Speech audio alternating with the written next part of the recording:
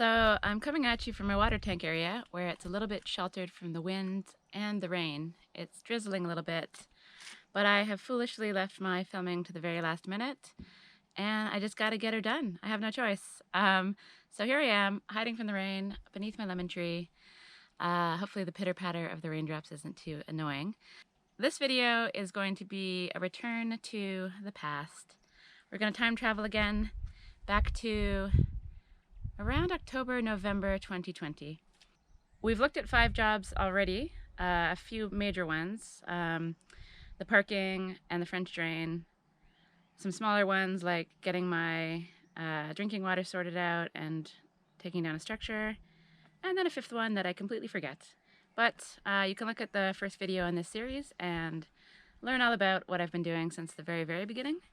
And so now this video will be the next 5 things that I did back in the day. And so where to start? The first one that I'll talk about is some video of me doing some reasonably sketchy things. So don't freak out. I did everything pretty slowly, but it did involve, being up on ladders and pulling rocks out of walls and things like that, sometimes very large rocks. But I basically started making the hole for my window. I don't know why I started this way back then. The intention, I think, was to make a window hole completely and then buy a window and put it in before I actually moved into the barn, because I didn't really like the idea of living in there windowless. It really felt like a sarcophagus in there, but I've been in there now for over a year and it's really amazing the sorts of things you can get used to. Sarcophagus living, it's pretty good. So I never did go the whole way through the wall, but I began it. And so that meant pulling out rocks out of the wall in the rough spot where I wanted the window, going about halfway through the wall. At some point I gave up on this job and decided to do it later, and I still have not done this job. Another job I did, which I don't really have a lot of video footage of, is I planted loads of trees. It's one of the first things I did at my place.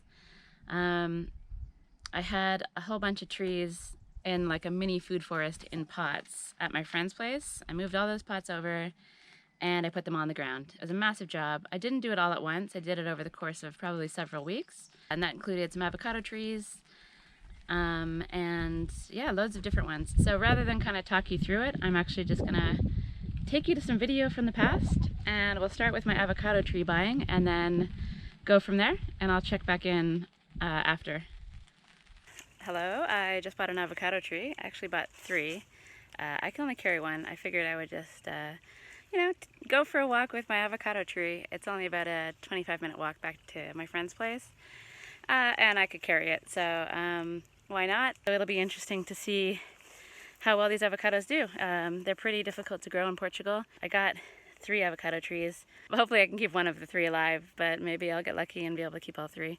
I don't know where I'm going to put all these trees. Like I said, my land isn't massive. I'm going to have to kind of limit my tree spending, but and do some planning. I think sit down soon and do kind of a little drawing of the land and check out tree canopies and look up food forest stuff and try to actually plan out the land. I've been meaning to do that for a while. I'm really excited about making maps and planning, but I haven't got around to it yet. So yeah, I need to figure out what sorts of trees I can get, what sorts of trees I can fit. I'm pretty pumped about this little guy. I guess I'll call him Guacamole. Yeah, I'm going to call him Guacamole. My lime tree is called Mojito, so, it seems like names are appropriate. So maybe if I name him, I'll be better at keeping him alive. I'm just gonna stroll with my tree back to my friend's house. Off we go. Hopefully I don't get lost on the way, and hopefully I don't drop Guacamole on the way. So the tree's a little heavier than I was anticipating, and this path is a lot hillier than I was expecting. Whew, a bit of a struggle in this hot sun. It's a beautiful sunny day, and I was looking forward to going for a walk, so I'm on it. Me and my tree going for a walk in the sweltering noontime Portugal heat. Not one of my best ideas, perhaps, but it's okay. The hill's finished, and I'm not far from home, so we're almost there.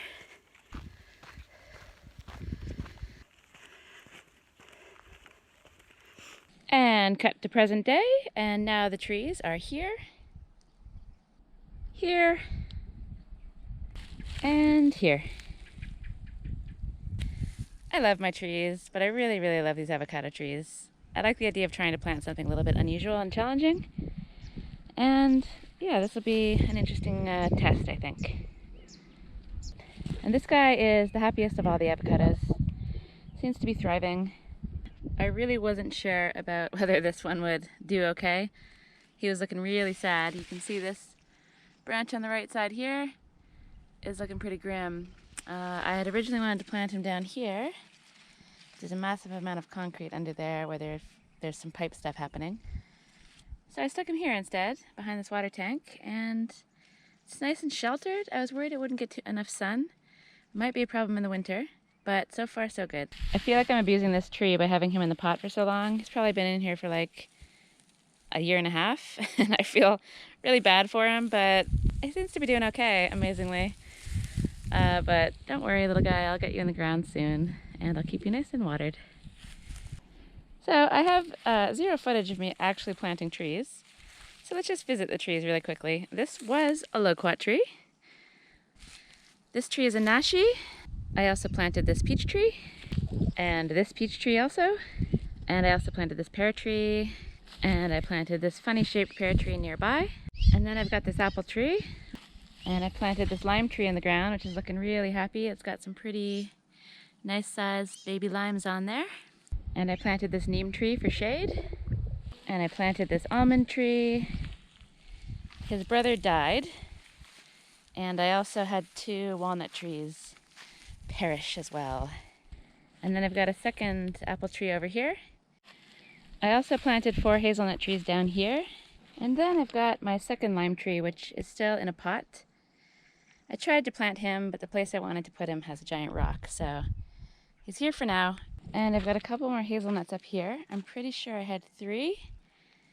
And one of them that was over by the water tank has died, but these 2 are, well, I can't really tell if they're looking good or not. This guy looks pretty brown, but one of them has a hazelnut on it. Where is it? Ah, here it is. That looks like a hazelnut, right? And then in amongst my recycling, I have a pomegranate tree. And last but not least, I have an army of banana plants. I love my bananas. I think they look so cool. I don't know if they'll be able to ever give me bananas, given the climate here, but I'm definitely gonna try. Another thing I wanted to do was slake some lime, which is basically taking something called quick lime, which is known as Calviva here in Portugal, and soaking it in water till it bubbles and there's like a kind of a crazy chemical reaction, and then you let it sit in the water and it just gets more sticky and better to use. I'm very confident now in making it, but as you can see from the following video, I wasn't necessarily super confident the first time I slaked it. So yeah, this is me slaking lime while my friend films, and the hilarity that ensues.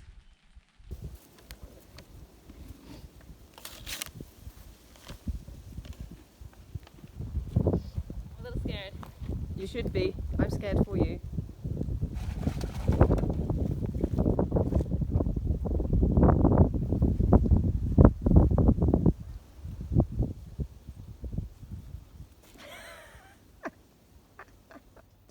Describe what you see. I'm not coming any closer. Just some bubbles. Uh-huh.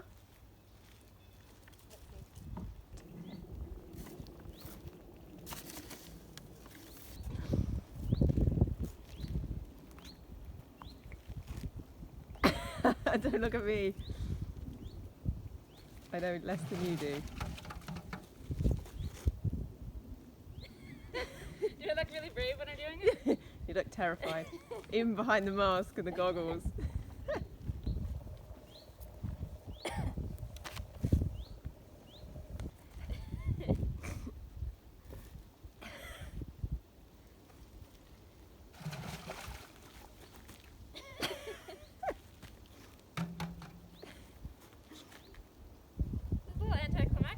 Oh yeah, I was expecting the explosion. Oh no, wait, stuff's happening. Oh, it's happening. Is it bubbling? Yeah, bubbling's happening.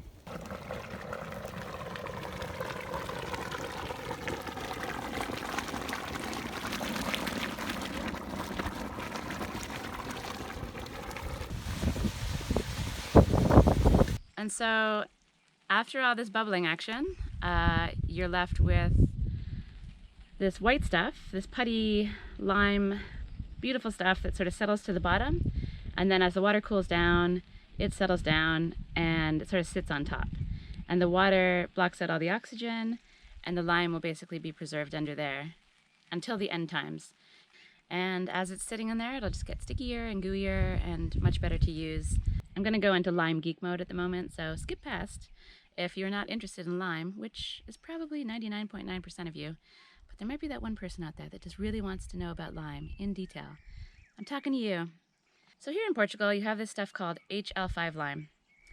It's got some cement in it, apparently, and it's kind of just like working with cement. I don't love it. There's other stuff available in the world called NHL lime, NHL 2, NHL 3.5, and NHL 5, and they all have different levels of hardness used for different things. That's impossible to find here. You have to order it on a pallet, and so I don't use it because I don't need a pallet of lime. So my alternative is to slake my own lime, and I get to use lime putty, which you then mix with sand, and it's just beautiful to work with. It's very easy to render with it, super sticky, and I'm a big fan of this material, and so slaking lime is something that I've done a bunch of. I have loads ready to go whenever I need it, and yeah, it's just really great stuff. Lime, lime, lime, etc., etc. I'm done with lime. I'm not going to bore you anymore. Lime. Okay, done. And possibly one of the more interesting jobs that I did in around October, November last year was starting the Bezzanine. This was a timber framing project. It's a mezzanine bed sort of operation. I plan to do a separate video at some point of the whole process of making the Bezzanine. But for now, let's just say I started it, and I did the design. I ordered most of the wood I needed. I prepared the wood, which involved a lot of sanding, a lot of planing the wood. I had to do loads of planing first because it's quite expensive to get the wood already planed. And when you're doing timber framing, you have to plane everything, so you have two square sides that are square to each other. Exactly like this. So it was loads of planing, loads of sanding, and just prepping the wood. I didn't really start so much with the actual timber framing and the cutting of the notches and everything. I was just mostly doing wood prep this entire time, which is still very satisfying.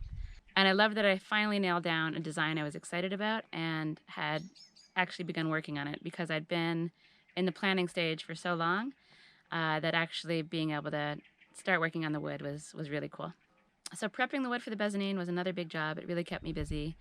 But it meant that when I actually got started on the building part of things and the notching, I had some really beautiful pieces of wood, and then they were ready to go when I needed them. So that was really good, and that was another job checked off the list. And so another job that I did that unfortunately I have zero footage of, which is annoying because it's a super interesting time of year, is olive picking. That happens around mid-November. I do it with some friends who have their own quintas with olive trees, and we basically all rove around to each other's lands, pick each other's olives. We combine all of our olives together, and we take them en masse to the lagar, which is an olive press. The olive presses here have a minimum requirement of weight if you want to have your olives pressed separately from the rest. Combining forces and doing it all together allows us to have our own separate batch, and it's just fun. I really like picking olives with my friends. It's 4 or 5 days of really, really hard work, but it's a really wonderful time in Portugal. The neighbors are out. It's just like communities around you. Everybody's working hard, and at the end of it, you get some really awesome olive oil right from your tree, which I think is one of the coolest things about living in this part of the world. So this November, when we do olives, I will absolutely be filming it and sharing the whole experience with you, because it really is an awesome time of year. So in November 2020, we did olives. That took up quite a bit of time, so that was another job that I checked off my list. Got some olive picking experience, had some fun with my friends, and scored, I think, 20 kilos of olive oil in the end of it. I end up getting way more olive oil than I can ever use, so if anyone has any ideas on how to use olive oil up in interesting ways, please do tell me in the comments. But I do look forward to it every year, and this year I will have the video camera trained on us and share a video about that whole process. And so that's 5 more jobs that I did back when I first got my place. I'm looking forward to going through a bunch of these old jobs. I still have another 40 to go because it gives me a chance to go through the old footage that I have. I did loads of recording and then I did absolutely nothing with it. So it's kind of cool to go through the old hard drives and find all of this old footage. I mean, it's not that old, but it feels like a million years ago. And yeah, it's been fun to kind of stick it together in little compilations and to see what I've done back in the day and to share that with you as well. So as always, thanks for watching my videos. If you like what you see, please like the video. Please comment. I love reading your comments and I'm very happy to answer any questions, get any suggestions or tips or anything like that, except for safety advice. Not interested in that stuff. But everything else, I love your comments and I love replying and I love all the great ideas that I'm getting from people and just lots of feedback. It's been really amazing to hear from people. So please do comment and share the video around. And yeah, if you're not subscribed already, please subscribe. I guess those are all of my requests. So I'll stop asking things of you and basically say thanks for watching and I'll see you in the next video.